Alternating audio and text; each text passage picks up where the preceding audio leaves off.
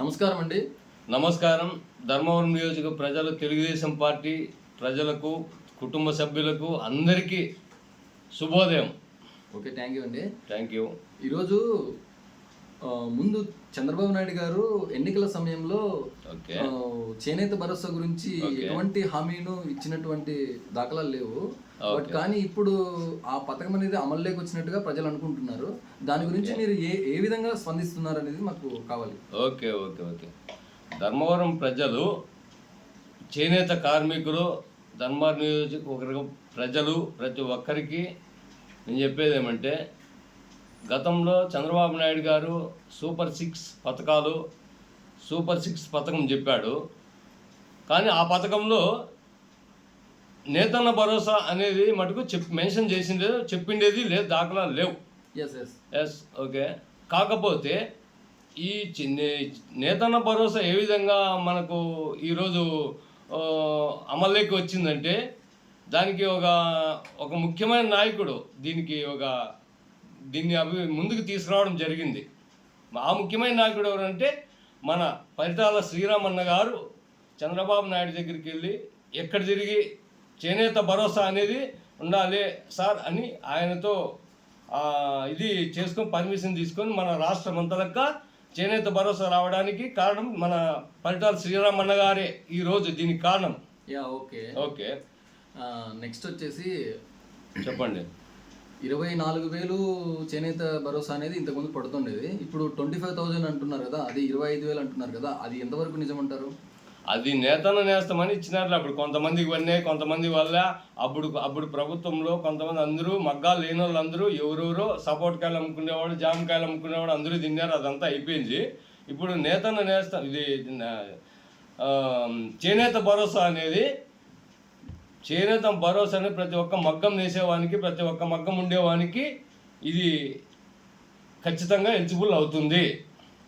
Okay next వచ్చేసేయండి, ఇప్పుడు తల్లికి వందనము ఇంతకుముందు వైఎస్ఆర్ ప్రభుత్వం వైఎస్ఆర్ వాళ్ళు ఎక్కించారు కదా, నీకు 10,000 అని.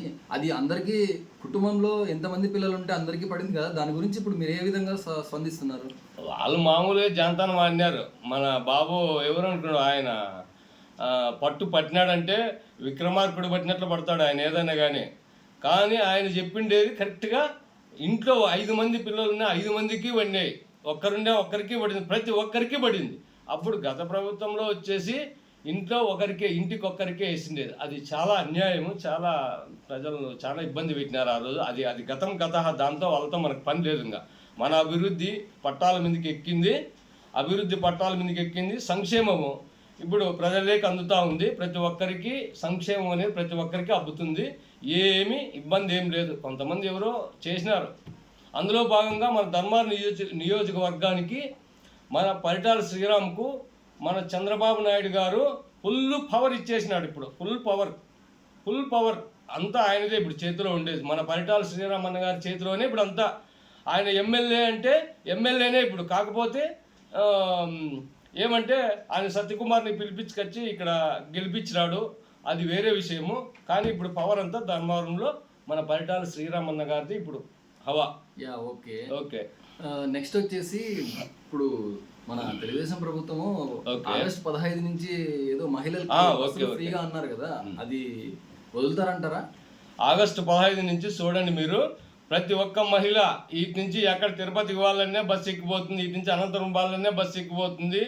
మన రాష్ట్రంలో ఎక్కడైనా తిరగచ్చు ఇప్పుడు మహిళలు ఫ్రీ. అంత ఇది అంటే ఏ ప్రభుత్వము చేయలేదు. ఇంత బడ్జెట్ భరించుకొని చేయాలంటే కూటమి ప్రభుత్వము, మన చంద్రబాబు నాయుడు గారు బాగా దీన్ని డెవలప్మెంట్ చేస్తున్నాడు. ప్రతి ఒక్కటి హామీలు నెరవేర్చి మనకు రాష్ట్రాన్ని చాలా అభివృద్ధిలోకి ఇంకా ఎక్కువ తీసుకొస్తాడు.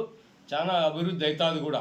ఓకే సార్, మీరు అంటున్నారు కరెక్టే, తిరుపతికి పోవచ్చు, హైదరాబాద్ పోవచ్చు అంటున్నారు కదా, కానీ ఇన్ని కిలోమీటర్లే అని లిమిట్ పెట్టారంట కదా. అట్లా ఏం లేదు. ఇప్పుడు మొత్తం అంతా అన్లిమిటెడ్, మన రాష్ట్రం అంతా ఎక్కడైనా తిరగచ్చు.